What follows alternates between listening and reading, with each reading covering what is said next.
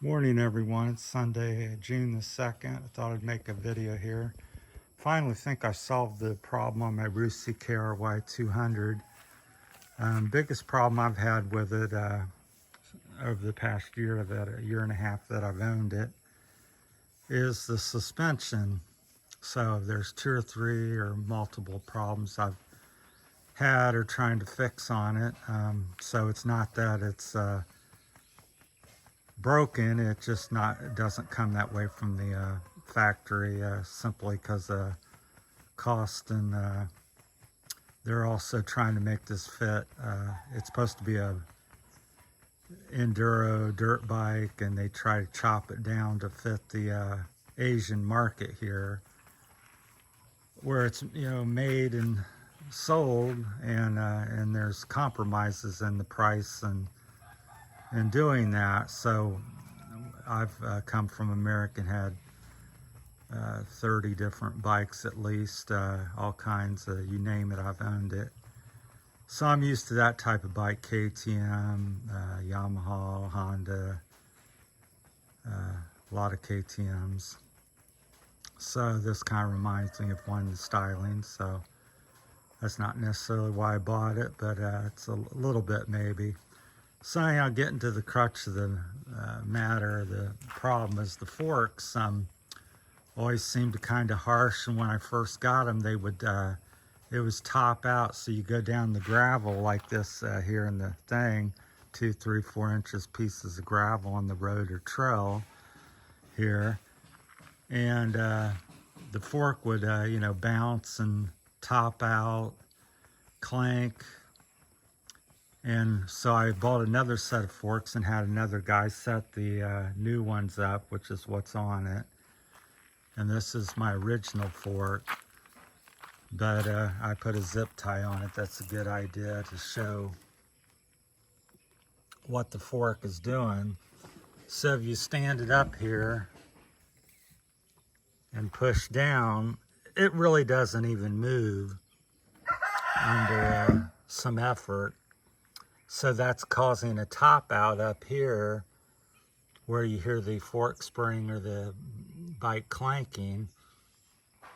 So what I did to solve that, because it's too much preload and not enough, this has no rebound, no dampening adjustments on it. It's a basic fork.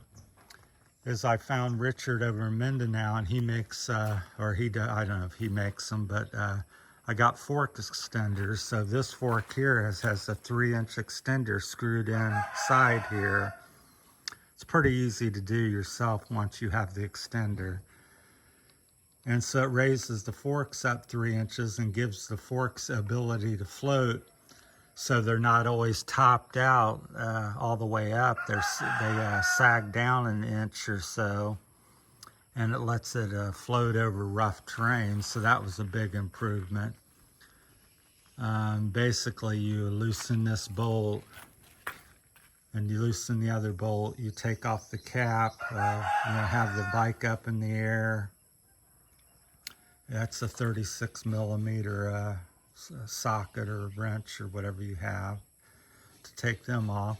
Prop your bike up in the air, loosen this, unscrew that, and then you can unscrew the cap from the rod, and then put your extender on. Just replaces, adds an extension to your rod, and then that adjusts that. Now if you're a short rider, which a lot of you may be over here, maybe you might not like that, because it does raise up the bike 2 or 3 inches higher off the ground in the front. But to me, the ride is worth it. I also have the 21/18 big wheel package on it, which has improved the handling quite a bit. So that was a big improvement. Then the other problem I was having is I would go down the roads and hit bumps and just little stuff. The big stuff was not too bad, but I was very harsh and getting kicked left and right. The steering wheel would turn left and right just erratically. And what I finally discovered, I believe, is over here, what it was doing is These are your fork seals down here. These are the dust wipers. The fork seals are above them. And the fork seals were sticking, so one would grab, the other may not, or one would grab and the other one grab a little bit, and cause the fork to, one side to dive and the other side to want to hang up and stay up. So it would cause the front end to steer left and right.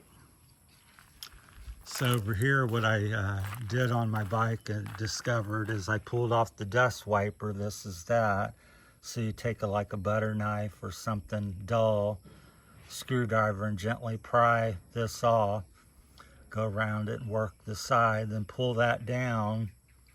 Here, then put a little grease or oil, whatever you prefer. I think grease is better. Put a little grease in between the dust wiper and the seal, the fork seal, which is still in there. You don't remove the fork seal, you remove the dust wiper. Slide it down. Put your little dab of grease in there, just a fingerful. Wipe it around, then you pump the fork up and down. Move the slider up and down, and that will grease the seal up in here, work grease in it. Then you just put the slider back up, the fork seal or the dust wiper, fork wiper, and then you wipe this off to keep it clean.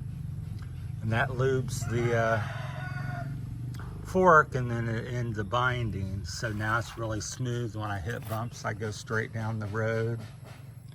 So it's made a huge difference. So after a year and a half of having sticky fork seals, I didn't realize what that was. I kept thinking, oh, it's my headset. I thought, no, it's the tire. I thought headset bearings. I thought my fork was out of adjustment, which all them things could have been. So, but that really improved the suspension. Also make sure you're, when you put a new wheel on or take it off and on, that you do it in a correct order. Tighten up this, tighten up the nut there, then you push the suspension up and down and let it align. And this axle should float on this side.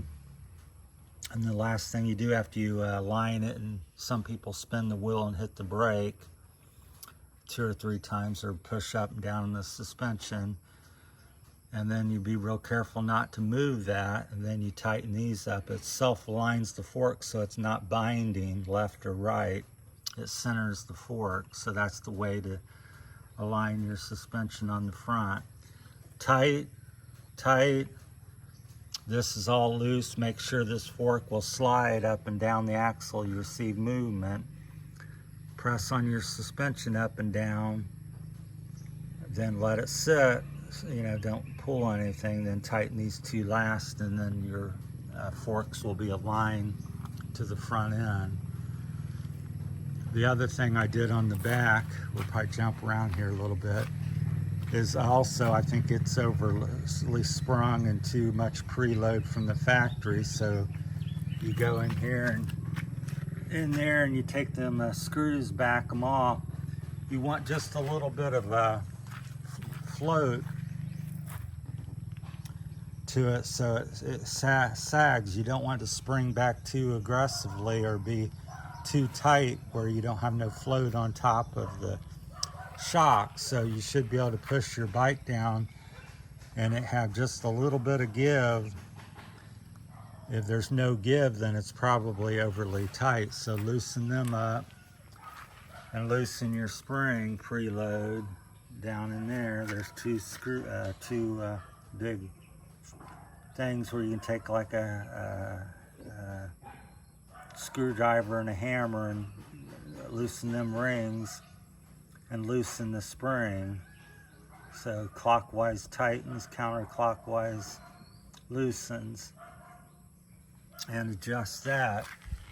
Then to really test everything, go down like a road and hit a few bumps, or speed bumps, what I like, because it's pretty consistent, and run over that, and you want your bike to react similar to that. where the front end, if you're sitting down and you hit it, the front end doesn't bounce up, the rear end doesn't bounce up, or they do a similar reaction. So if you got it really dialed in good on a nice bike, you can run over a 6-inch bump and basically sit down and not feel it. So if something's kicking you up in the air or harsh or not feeling good, then that's where you can kind of tell and make improvements. You want your front and back to be balanced. But this is, like I said, a very budget-oriented bike. It doesn't have rebound adjustment, no dampening adjustment. It's a bike, I'm only getting maybe 5 inches of travel, 6 at the best in the back. And I'm getting 6.5, 7 in the front. You know, it's supposed to, I think they claim 7 or 8 from the factory in the front. Now I've got it adjusted to 12, but I'm still only getting 6 or 7 inches. So I think it's overly, like I said, overly sprung, overly preloaded. So it's I haven't really dove into it. I'm no like guru on suspension, but it's things I've done to make a difference. But again, I've also got a extra rear shock where I had Richard put a 1-inch longer rod for 1 more inch of travel. But I thought it through the geometry out on the swing arm and really caused some misalignment with the chain over here. Because the swing arm would come down at another 2-inch sharper angle, and then I thought it made the chain and the sprocket not line up as good, so I went back to the stock one. But my biggest problems have been the front. And another tip is loosen this bolt here and loosen the other bolt there. Loosen this bolt up and adjust your headset, and do that when it's in the air, when the front end's not on the ground. And you tighten that up so your handlebars don't move so freely. If you just lift it up and hit it with your finger and it goes up and hits goes all the way over here and turns all the way over, then your steering headset's too loose. So a lot of people don't realize that you can kind of use that as a steering dampener to some degree. So you want it to be where you push on the bars and it doesn't slap the steering stops, which are down here. See that bolt thing sticking out? That's a steering stop right there. So if it just flips over and hits that really hard, then your headset's too loose. So tighten it up so it kind of has some friction to it, where it takes it won't just turn left and right and hit that. So put it in the air, loosen the fork clamps on the top only. You're going to loosen this bolt here, and then underneath this, you take a screwdriver and hammer and kind of hit that ring under there and tighten it up until it's kind of got some friction to it. And then check it as you got it. Like I said, again, you're up in the air. Tighten this down while it's up in the air, because sometimes this will over tighten it again. So tighten that up. Then if it still feels good to you, then go ahead and tighten the bolts up again, your fork bolts there. So, but you know, don't just tighten it down and say, well, I feel that's good, and then tighten this up, because it may tighten it up to, you know, add more compression to the bearings. So get my fingers out of there. So if you got any comments or questions, like I said, if I had somebody filming and was taking stuff apart, I'd show you more, but it's difficult. I don't have tools to do a lot of the stuff here. I just have the experience where I've done, you know, have had it done or know to do that. So I think that would really help the your KRYs out there, because a lot of my friends, 2 or 3 friends that have them, they go, oh, the bike just rides, you know, bad, or they just don't know it's not riding bad because they're just used to that. That's all they know. And then they get on mine, they go, well, I can't feel the bumps, and no wonder you ride so fast. And I go, well, it's, you know, because of these different things. Your bike's kicking you up in there, it's too harsh in the back, and it's bouncing off the top cap here, the fork cap, the spring and rod, and it's making all that noise. You have no float in your bike, and then your fork seals are sticking, so you can't go straight down the trail over bumps. So that just, we're in that there today on the that's different things I've done with the fork. So I got extra shock with a 1-inch rod extension.